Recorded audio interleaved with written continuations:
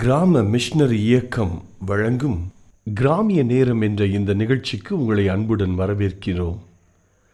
கிராம மிஷனரி இயக்கம் கடந்த 27 ஆண்டுகளாக சிறுவர் மற்றும் வாலிபர் மத்தியில் ஊழியம் செய்து வருகிறது. 800க்கும் மேற்பட்ட மிஷனரிகளோடு தமிழ்நாட்டில் உள்ள 38 மாவட்டங்கள் உட்பட ஆந்திரா, ஒடிசா, கர்நாடகா, சத்தீஸ்கர், ஜார்க்கண்ட் மற்றும் மத்திய பிரதேசம் ஆகிய மாநிலங்களிலும் நற்செய்தி பணியை செய்து வருகிறது. எமது இலக்கு 1,00,000 கிராமங்கள், 7,000 மிஷனரிகள், ஒவ்வொரு மாநிலத்திலும் 500 மிஷனரிகள்.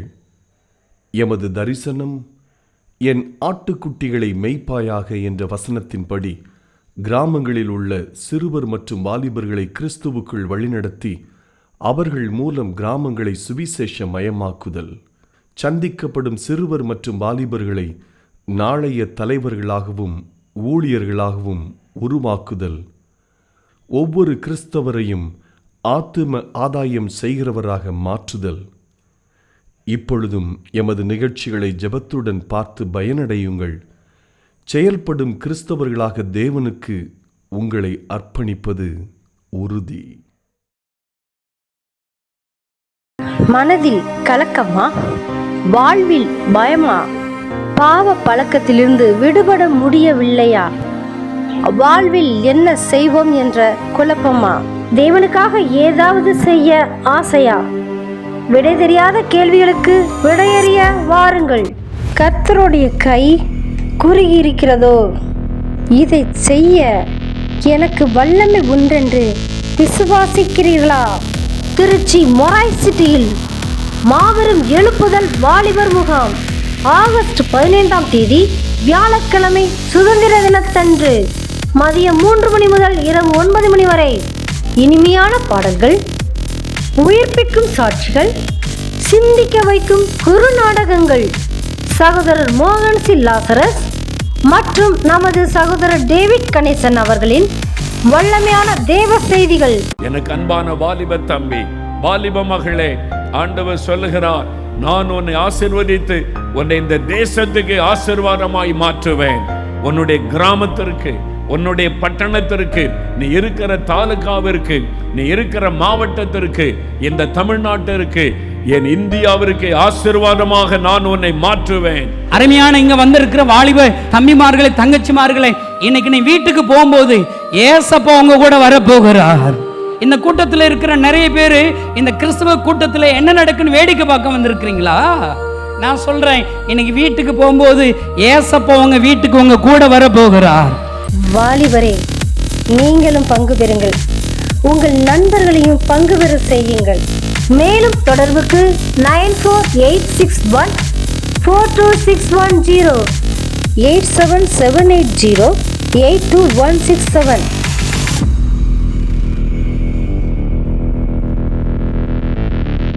கர்த்தர் நல்லவர். எப்பொழுதுமே ஆண்டவருடைய அந்த தொடக்கம் பார்த்திங்கன்னா, அவர் ஊழியத்தை தொடங்கும் போது 12 பேரோடு தான் தொடங்குறார். இவ்வளோ பெரிய உலக ரட்சகர், உலகத்துக்கெல்லாம் ஒரு ரட்சிப்பை கொடுக்கணும், சுவிசேஷத்தை சொல்லணும். 12 பேர் தான் சூஸ் பண்ணார். அவர் 12 பேர் சூஸ் பண்ணும்போது 12 பேருக்கு பின்னாடி ஒவ்வொரு கண்டங்களை பார்க்கிறார், தேசங்களை பார்க்கிறார். அல்லேலூயா.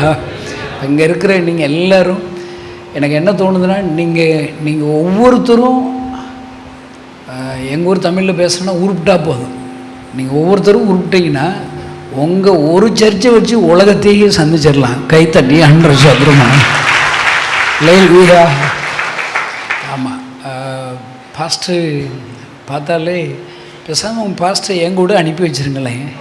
பாஸ்டர் இவங்களுக்கெல்லாம் வேறு யாரையாவது அனுப்பிவிட்ருங்க பாஸ்டர். அவர் ரொம்ப நல்லவராக இருக்கிறார்.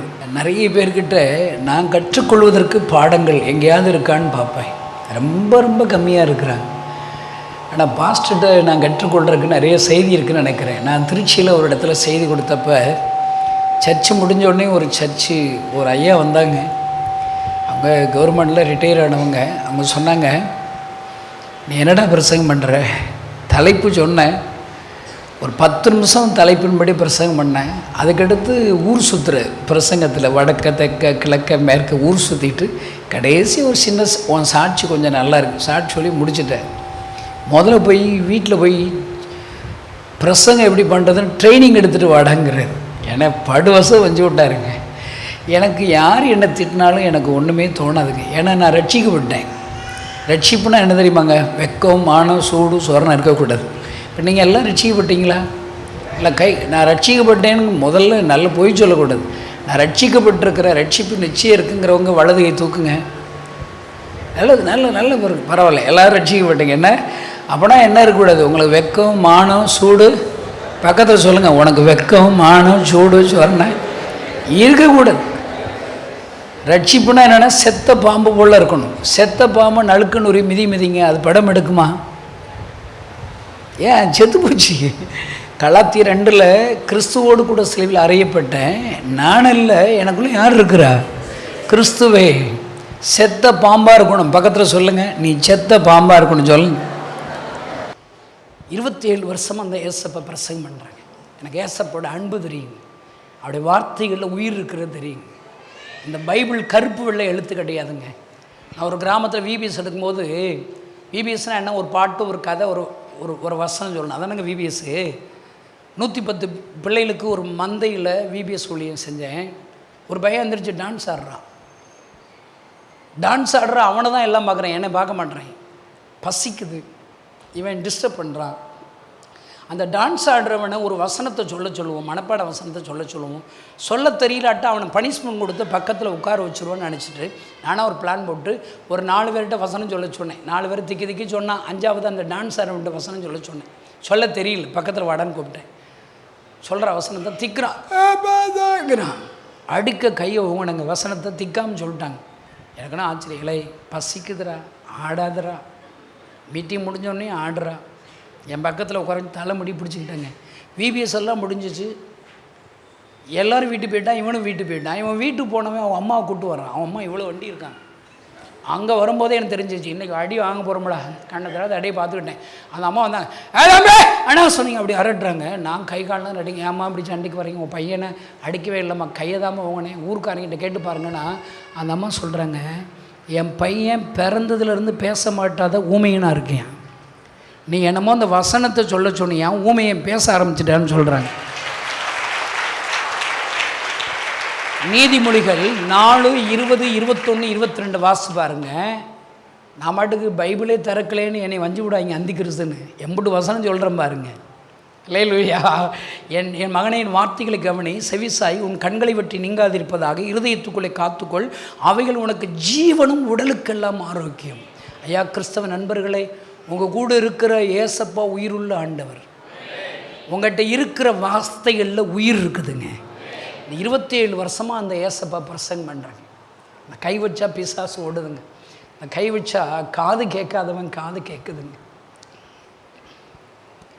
கால் நடக்க முடியாதவன் எந்திரிச்சு நடந்துருக்குறாங்க. நான் ஏன் தெரியுமா இப்போ இந்த ஊழியத்தை தொடங்க ஆரம்பித்தேன்?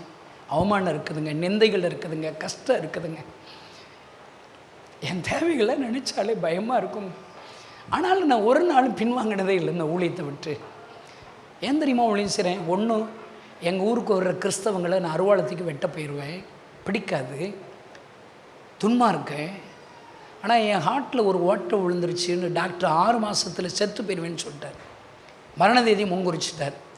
கடவுள் தான் உங்களை காப்பாற்ற முடியும்னு சொல்லிட்டார். கடவுளை தேடினேன். நான் ஏறி இறங்காத இடமே கிடையாது. ஆனால் ஒரு பிரயோஜனம் இல்லை. நான் சாக போகிற நிலைமை வந்துச்சு. நடந்தாலே இழப்பு வந்துடும். சாகிறது சாக போகிற இந்த கிறிஸ்தவங்க சாமியை கும்பிட்டுரு சாவன்னு சொல்லி சும்மா இது போல் சர்ச்சுக்கு போனேங்க. நான் போகிற சர்ச்சில் அவங்க பாடுற பாட்டு புரியல, பண்ணுற பிரசங்கம் புரியலைங்க. ஆனால் அவங்க ஜெபிக்க சொல்லும்போது 1 நிமிஷம் ஜெபம் பண்ணுவாங்க. என்ன தெரியுமா சொன்னேன்? ஏசப்பா, நான் உயிர் வாழ ஆசைப்படுறேன், எனக்கு உயிர் தாங்க. நான் அழுவேங்க. அந்த 1 நிமிஷத்தில் 1 நிமிஷம் இயேசுவே எனக்கு உயிர் தாங்கன்னு சொல்லும்போது ஏதோ ஒரு வல்லமை என்னை தொட்டதை உணர முடிந்தது. அதாங்க இந்த ஏசப்பா. எனக்கு இன்னும் ஒரு 5 மினிட்ஸில் உனக்காக ஜெபம் பண்ண போகிறேன். அந்த வல்லமை ஒன்று தொடுவோம். இன்றைக்கி சர்ச்சுக்கு போய் எனக்கு ஒன்றும் பிரயோஜனம் இல்லைன்னு நினச்சிடாதீங்க. இன்றைக்கி சர்ச்சுக்கு வந்திருக்கீங்களே, உங்களை எல்லாரையும் ஆண்டவர் தொட்டு உங்களுக்கு தேவையான அற்புதம் செய்து தான் அனுப்பி வைப்பார். அல்லேலூயா. இந்த சர்ச்சை குறித்து போன சர்வீஸில் ஆண்டவர் சொன்னது சொன்னேன். இந்த சர்ச்சுக்கு வேடிக்கை பார்க்க யாராவது வந்தால் அவங்க ரட்சிக்கப்பட்டுருவாங்க. இந்த சர்ச்சில் யாராவது தொட்டால் போதும் அவங்க சுகமாயிருவாங்க. இங்கே வந்தாலே தொடர்றதா தத்தம் சுகமாயிருவாங்க. இந்த இடத்துலேருந்து நீங்கள் ஜெபித்தீங்கன்னா அந்த ஜெபத்தை கேட்டு பதில் கொடுப்பார். உயிருள்ள ஆண்டவர் தான் இந்த ஆலயத்தில் உலாவிக் கொண்டிருக்கிறார். அல்லேலூயா. நான் 5 வாரம் அந்த சர்ச்சுக்கு போனேங்க. 5 நிமிஷம் நான் ஜெபம் பண்ணேங்க. 5 நிமிஷம். இன்றைக்கி நிறைய கிறிஸ்தவங்க என் பிரசங்கத்தை கேலி பண்ணுறவங்க உண்டு, கிண்டல் பண்ணுறவங்க உண்டு. கேலி பண்ணுறோம், கிண்டல் பண்ணுறோம். ஆனாங்க எனக்கு தெரிஞ்சதை நான் சொல்கிறேங்க. நான் ருசி பார்த்தது, நான் பிரசங்கம் பண்ணி தாங்க இவ்வளோ பெரிய ஊழியம் செய்கிறேன். பாருங்களேன், 5 நிமிஷம் தாங்க ஏசப்பாட்ட ஜெபம் பண்ணேன். உங்கள் ஏசப்பா என் வாழ்க்கையில் என்ன தெரியுமா செஞ்சார்? 5 நிமிஷத்தில் உங்கள் இயேசு இந்த கணேசுடைய வாழ்க்கையை மாற்றிட்டாருங்க. சிகரெட் குடிப்பேன், சாராயம் குடிப்பேன், அதெல்லாம் மறந்துருச்சுங்க. நான் இப்போ கேட்குறேன், உங்கள் வாழ்க்கை மாறி இருக்குதா? எவ்வளோ வருஷம் கழிச்சு உங்கள் வாழ்க்கை மாறி இருக்குதா? கனி கொடுக்குறீங்களா? ஆத்மா தான் செய்கிறீங்களா? 27 வருஷத்தில் 1000 மிஷனரிகளை மேலே கணேசை உருவாக்கிட்டான். கற்பையா, சரஸ்வதி மயம், கணேசன். நீங்கள் என்ன செஞ்சுருக்கிறீங்க?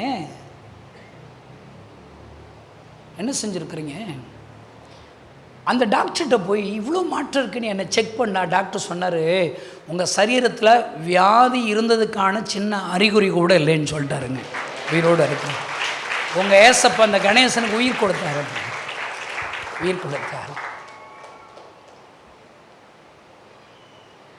ஏசாமி தான் நல்ல சாமின்னு கொஞ்ச நாள் நல்லா இருந்தேன். கொஞ்ச நாளில் சந்தேகம் வந்துருச்சுங்க.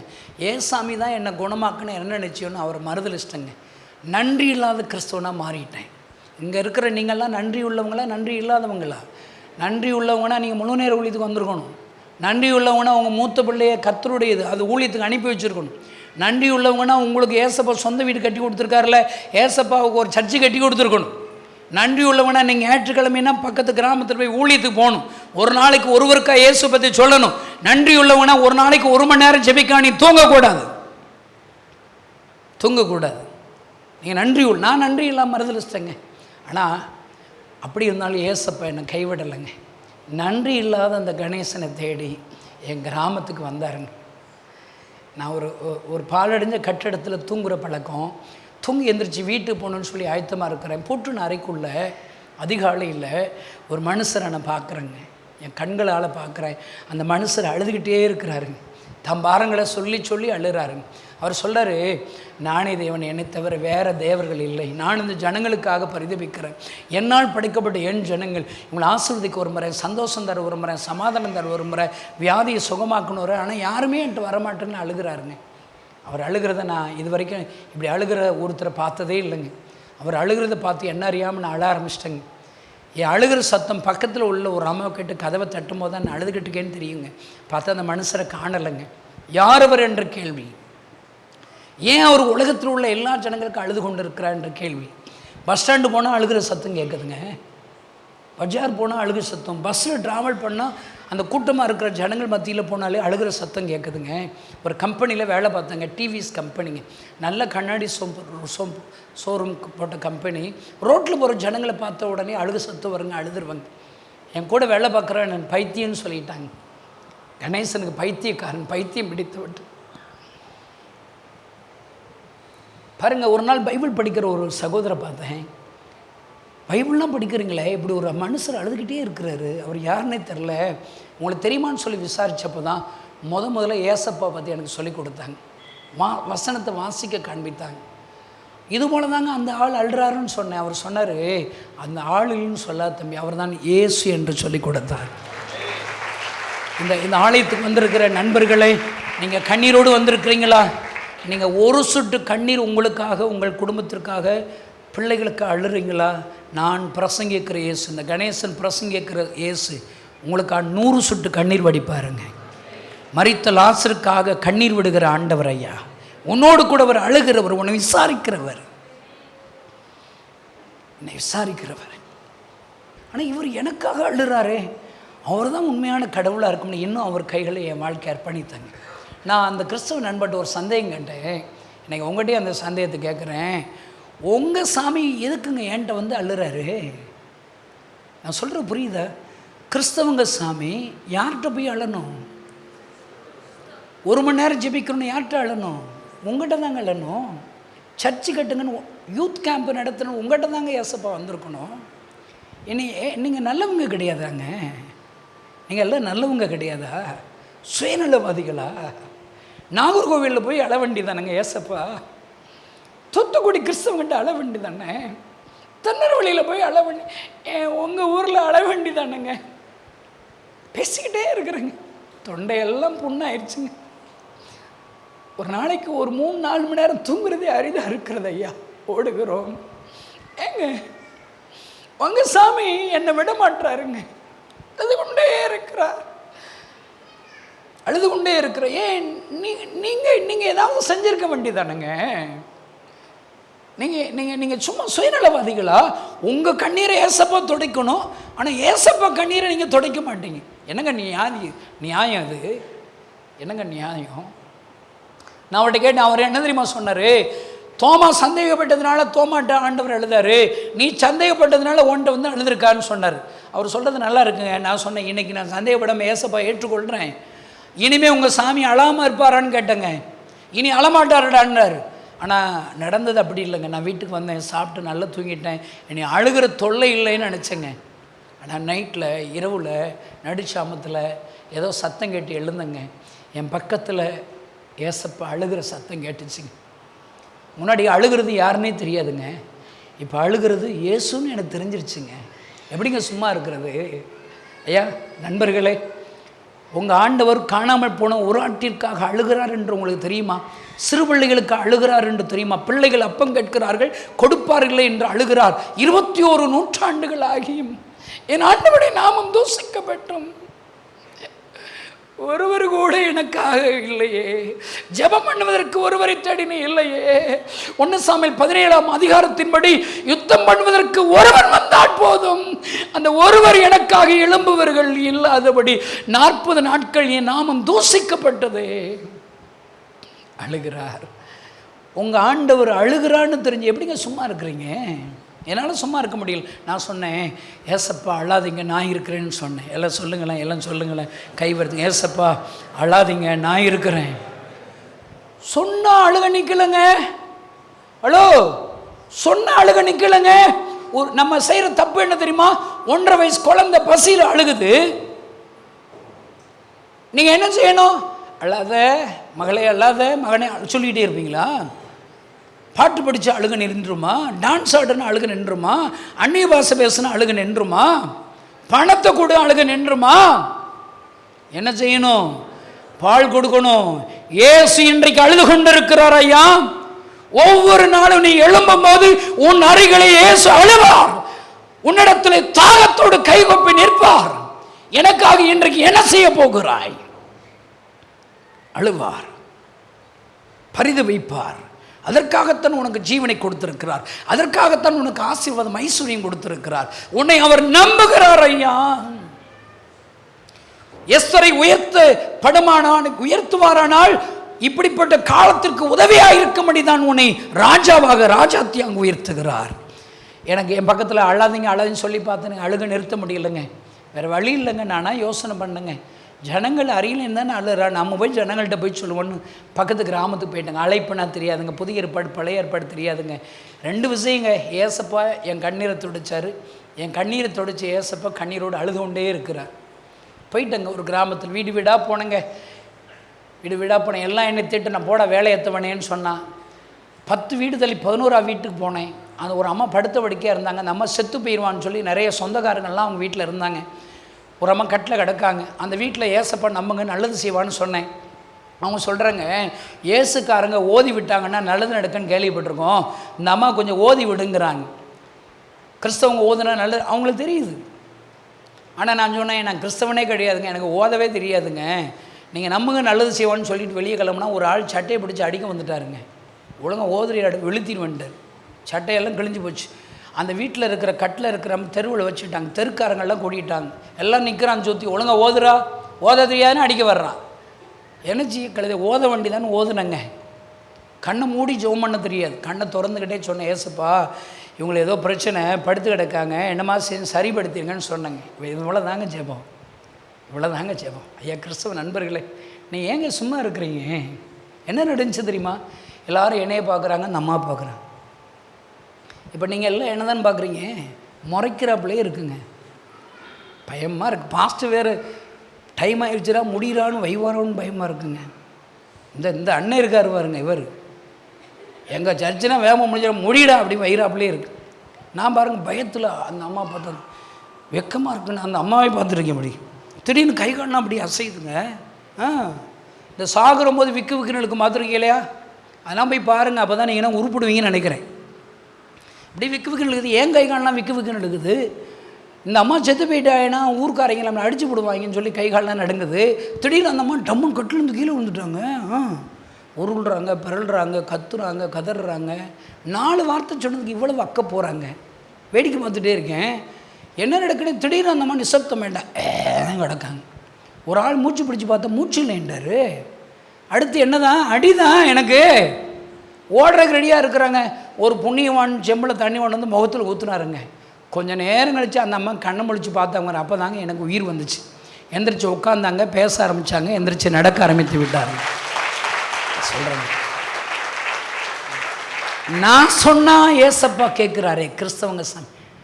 ஐயோ ஓதுனா அன்னையிலேருந்து ஓத ஆரம்பிச்சிட்டேங்க. ஊர் ஊராக நாடு நாடாக ஓதி இன்றைக்கி உங்களுக்கு ஓத சொல்லி கொடுத்துட்ருக்கேன். உங்களுக்கு ஓத போகிறேன். ஐயா ஏதாவது செய்யுங்களேன் ஐயா. உங்கள் கண்ணீரை தொடச்சி ஏசப்பா கண்ணீர் வடி. என்கிட்ட ஒரு நாள் ஆண்டவர் சொன்னார், 2வது மக சாயங்காலம் 5 மணிக்கு அழ ஆரம்பித்தா. 6 மணி 7 மணி 8 மணி 4 மணி நேரம் அழுதுகிட்டு இருக்கா. சாப்பாடு கொடுத்து பார்த்தேன், தீன்பண்டம் வாங்கி கொடுத்து பார்த்தேன், காரில் ரவுண்ட் வச்சு பார்த்தேன், அழுகிற நிறுத்த முடியல. ஹாஸ்பிட்டல் போனால் காதில் சின்ன ட்ராப்ஸ் மருந்து டாக்டர் ஊற்றுனார், காது வழியாக இருக்கலாம். என் மக அழுகிறத நிறுத்திட்டா. வீட்டுக்கு வந்தேங்க, சாப்பிட்டு முழங்கால் படிக்கிட்டா. ஏசப்பா என்கிட்ட கேட்குறாரு, ஓ அன்பிற்குரிய மகள் அழுகிறாள் என்பதற்காக எவ்வளவு தீவிரம் காட்டுனா அவருடைய கண்ணீரை துடைக்க. நான் இன்னைக்கு அழுறேன், எனக்காக நீ என்ன செஞ்சான்னு என்கிட்ட கேட்குறாருங்க. அப்போ அந்த சம்பவம் நடக்கும்போது 74 மிஸ்டரி இருந்தான். நான் சொன்னேன், நானும் 74 மிஸ்டரி ஏசப்பா அனுப்பிட்டேன், இது போதாதுங்கிறாருங்க.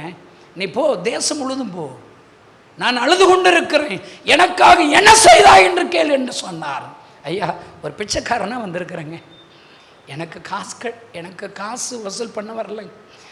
ஒரு செய்தி சொல்கிறேங்க, ஏசப்பா அழுறாருங்க. 27 வருஷமாக அழுறாருங்க. எங்கே போனாலும் அவர் அழுகிற சத்தம் கேட்குதாங்க. இன்னைக்கு போய் நான் நைட்டில் ஏசப்பா பார்ப்பேங்க, அவர் என்கிட்ட அழுவாருங்க. நான் உன்னை இந்த காரைக்காலுக்கு அனுப்பி விட்டனே, எனக்காக என்ன செய்யலாம் என்று கேட்பார். எத்தனை பேர்கள் என் கண்ணீரை துடைக்க எழுப்பினார்கள் என்று கேட்பார். ஐயா நீங்கள் ஏதாவது ஒப்பு கொடுங்களேன், ஏதாவது ஒரு பொருத்தனை பண்ணுங்களேன், ஏதாவது பொருத்தனை பண்ணுங்களேன். இப்பொழுது நாம் ஜெபிக்க போகிறோம். ஆண்டவருடைய கண்ணீரை நீங்கள் துடைச்சிங்கன்னா அவர் உங்கள் கண்ணீரை துடைப்பாருங்க. எல்லா கண்களை மூடுவீங்களா? உங்கள் சத்தெல்லாம் வெளிவர வேண்டாம். உங்கள் இருதயத்திலிருந்து நீங்கள் பேசுங்க. உங்கள் அருகிலே இயேசு நின்று கொண்டிருக்கிறார். உங்கள் வாழ்க்கை திரும்பி பாருங்கள். இயேசு உங்களுக்கு அற்புதம் செய்தாரே, உங்கள் வியாதியை சுகமாக்கினாரே, கடன் பிரச்சனை விடுதலை கொடுத்தாரே, வேலை கொடுத்தாரே, சொந்த வீடு கட்டி கொடுத்தாரே. இயேசு உங்கள் கண்ணீரை துடைத்தாரே. உங்கள் கண்ணீரை துடைத்த அந்த இயேசு உங்கள் அருகிலே வலது பக்கத்தில் அழுது கொண்டே இருக்கிறார். இந்திய தேசத்திற்கு அழுகிறார், சிறுபிள்ளைகளுக்கு அழுகிறார், வாலிபர்களுக்காக அழுகிறார், எதிரே இருக்கிற கிராமங்களுக்காக அழுகிறார். நீ என்ன செய்தாய், என்ன செய்து கொண்டிருக்கிறாய், என்ன செய்ய போகிறாய்? ஏசையா யாரை அனுப்புவேன் அழுகிற சத்தத்தை கேட்டவுடன் என்னை அனுப்பும் நான் இருக்கிறேன் என்று ஒப்பு கொடுத்தான். இந்த கணேசனுக்கு அருகிலே இயேசு அழுது கொண்டிருந்த போது நான் அவரை பார்த்து சொன்ன வார்த்தை என்ன தெரியுமா? ஏசப்பா அழாதீங்க, நான் இருக்கிறேன். உங்கள் அருகிலே இயேசு அழுகிறார், அவருக்காக என்ன பதில் சொல்ல போகிறீர்கள்? நீங்க சொல்லுவீங்களா? ஏசப்பா அழாதீங்க, நான் இருக்கிறேன். ஜெபம் பண்ணி உம்முடைய கண்ணீரை துடைப்பேன். ஒரு சிறுவர் ஊழியத்தை வீட்டில் ஆரம்பிச்சு உம்முடைய கண்ணீரை துடைப்பேன். கொரளி மாதிரி ஒரு ஜெப கூட்டம் ஆரம்பிச்சு உம்முடைய கண்ணீரை துடைப்பேன். எதிரே இருக்கிற கிராமங்களில் போய் குடும்பமா ஊழியம் செய்து உம்முடைய கண்ணீரை துடைப்பேன். ஏசப்பா அழாதீங்க, இந்த வாலிபர் முகாமிற்காக என்னால் என்ற காணிக்கை கொடுத்து எனக்கு தெரிந்த வாலிபர்களுக்கு இந்த முகாமில் பங்கு வர செய்து உம்முடைய கண்ணீரை துடைப்பேன். ஒரு ஆலயம் கட்டி உம்முடைய கண்ணீரை துடைப்பேன். அடுத்த வாரம் சர்ச்சுக்கு வரும்போது ஒரு ஆத்மாவை அழைச்சிட்டு வந்து உம்முடைய கண்ணீரை துடைப்பேன். பொருத்தனை பண்ணுவீங்களா? பொருத்தனை பண்ணுவீங்களா? ஏசப்பா அழாதீங்க, நான் இருக்கிறேன்னு சொல்றவங்க உங்களுடைய வலது கை வானத்துக்கு நரகத்துக்கு ஒப்பு கொடுங்க. வாய் திறந்து இப்ப சொல்லுங்க, ஏசப்பா அழாதீங்க. சொல்லுங்க சொல்லுங்க சொல்லுங்க சகோதரி, சொல்லுங்க சகோதரன். நான் இனிமே சும்மா இருக்க மாட்டேன், செயல்பட போகிறேன். என் சர்ச்சுக்கு 1,00,000 ஆத்துமாக்கள் வேணும். ஏசப்பா என்ன ஒப்பு கொடுக்கிறேன், ஜெபம் பண்ணுவேன், ஊழியம் செய்வேன், ஆலயத்திற்கு ஆத்துமாக்களை கொண்டு வருவேன், ஒரு கிராம ஊழியத்துக்கு போவேன். ஏசப்பா அழாதீங்க. நான் இப்பொழுது உங்களுக்காக ஜெபிக்க போகிறேன். அவருடைய கண்ணீரை துடைத்த உங்கள் ஒவ்வொருடைய வாழ்க்கையில் இருக்கிற எல்லா கண்ணீர்களையும் துடைக்க போகிறார். பலவீனமா, குழந்தை பாக்கி வேண்டுமா, திருமண தடைகளா, கடன் பிரச்சனையா, நீங்க இப்ப ஆண்டவரிடத்துல சொல்லுங்க. உங்களுக்கு என்ன பிரச்சனைக்காக ஜெபிக்கணும். அவர் கண்ணீரை நீங்க துடைச்சீங்கன்னா உங்க கண்ணீரை அவர் துடைக்கும்படி நான் ஜெபிக்க போகிறேன். பரலோகத்தில் இருக்கிற எங்கள் அன்பு தகப்பனே, உங்க கண்ணீரை துடைக்கும்படி யாரெல்லாம் இப்பொழுது இவர் உங்களுடைய கைகளை ஒப்பு கொடுத்து பொருத்தனை செய்திருக்கிறார் அவருடைய கண்ணீர்கள் துடைக்கப்படுவதாக. இயேசுவின் நாமத்தினாலே வியாதிகள் சுகமடையட்டும், குழந்தை பாக்கியம் உண்டாகட்டும், திருமண காரியத்தில் அற்புதம் செய்வீராக, கடன் பிரச்சனை நீங்குவதாக, ஒவ்வொருவரையும் கொண்டு அற்புதம் செய்வீராக. இந்த திருச்சபை ஒரு மிஷனரி திருச்சபையாக மாற்ற, இந்த உலகம் முழுவதும் திரும்பி பார்க்கிற, உலகத்திற்கு எழுப்புதலை கொண்டு வருகிற திருச்சபையாக மாற்றும். பாஸ்டர் ஐயா அம்மா பிள்ளைகளை ஆசீர்வதியும், நம்முடைய வல்லமையால் நிரப்பும் ஆண்டவரே. நீர் மகிமைப்படும் இயேசுவின் நாமத்தினால் பிதாவே, ஆமென். இந்த செய்தி நிச்சயமாக உங்களை செயல்பட தூண்டிருக்கும் என விசுவாசிக்கிறோம். நீங்களும் எங்களோடு இணைந்து தேவனுக்காக ஏதாவது செய்ய விரும்புகிறீர்களா? கீழ்கண்ட எங்களது ஊழிய திட்டத்திற்காக ஜெபிக்க முன்வரலாமே. தமிழ்நாடு மற்றும் பிற மாநிலங்களிலும் ஆலயம் கட்ட தேவையாய் உள்ள 1000 கிராமங்களில் இடம் வாங்கி ஆலயம் கட்டப்பட ரூபாய் 5 லட்சமோ அல்லது அதில் ஒரு பகுதியோ கொடுத்து ஆலயம் கட்டி கொடுப்போர் எழும்ப ஜெபியுங்கள். சூனேமியால் எலிசாவுக்கு ஒரு அறை வீட்டை கட்டி கொடுத்தது போல புதிய மிஷனரிகள் தங்கி பயிற்சி எடுப்பதற்கு ரூபாய் 2 லட்சம் கொடுத்து ஒரு மிஷனரி வீட்டை கட்டி கொடுப்போர் எழும்ப ஜெபியுங்கள். நாம் சந்திக்கும் வாலிபர்கள் மற்றும் ஆரம்ப விசுவாசிகளை கிறிஸ்துவுக்குள் வளர செய்ய ரூபாய் 300 கொடுத்து முழு வேதாகமும் வாங்கி கொடுப்போர் எழும்ப ஜெபியுங்கள். நாம் பணி செய்யும் 8 மாநிலங்களிலும் உள்ள 880 மிஷனரிகளை மாதந்தோறும் ரூபாய் 10,000 கொடுத்தோ அல்லது இயன்ற காணிக்கையை கொடுத்தோ தாங்குவோர் எழும்ப ஜெபியுங்கள். தமிழ்நாடு மற்றும் பிற மாநிலங்களிலும் துரிதமாக சுவிசேஷம் அறிவிக்கவும் பின்தொடர் பணிக்காகவும் சுவிசேஷ வாகனங்கள் வாங்கி கொடுப்போர் எழும்ப ஜெபியுங்கள். தங்கள் வாலிப மற்றும் சிறு பிள்ளைகள் ரட்சிக்கப்பட, அபிஷேகிக்கப்பட மற்றும் இயேசுவுக்கு சாட்சியுள்ள பிள்ளைகளாக வளர கண்மணி பிள்ளைகள் இயேசுவுக்காக திட்டத்தில் தங்கள் பிள்ளைகளை இணைக்கிற பெற்றோர்கள் எழும்ப ஜெபியுங்கள். இந்தியா முழுவதிலும் இன்னும் துரிதமாக நம் மிஷனரி பணிகள் நடக்க மாதந்தோறும் அல்லது வருடத்திற்கு ஒரு முறையாவது ரூபாய் 1000 கொடுத்து எழுப்புதல் விரும்பும் பங்காளர் திட்டத்தில் இணைகிற அநேகர் எழும்ப ஜெபியுங்கள். மேலும் எங்களோடு தொடர்பு கொள்ள விரும்பினால் திரையில் காணும் எங்கள் முகவரியும் குறித்துக் கொள்ளுங்கள்.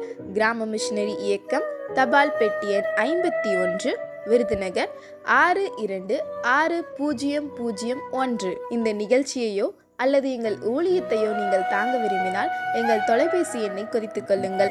7378000444. கர்த்தர் தாமே உங்களை ஆசீர்வதிப்பாராக.